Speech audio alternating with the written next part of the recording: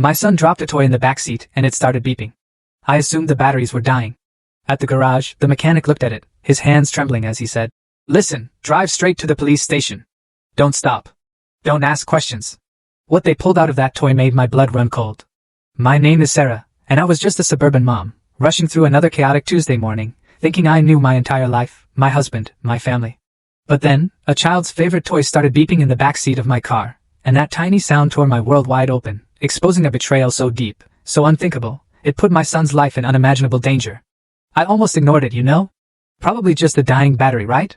But then Joe, my mechanic of 15 years, the guy who'd seen me through everything, took one look at that little blue truck. He went white as a sheet. Just white. And he whispered, "Drive straight to the police station. Don't stop. Don't go home." That's when I knew. That's when I knew my entire life, everything I thought was real, was about to shatter. The alarm didn't go off that day. Of course it didn't. Not on a Tuesday, when Eric, my husband, had already left before dawn for another one of his mysterious early meetings. I had precisely 37 minutes to transform my 6-year-old tornado of a son, Liam, into something resembling a presentable school child. "Liam, breakfast!" I'd yelled up the stairs, simultaneously searching for matching socks in the dryer, making toast with one hand, and checking my phone with the other. It was the usual morning dance of single-handed parenting, even though, technically, I wasn't single.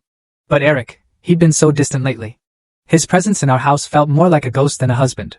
He was there, but he wasn't. "Mom, I can't find Mr. Blue." Liam's voice suddenly carried that particular pitch, you know?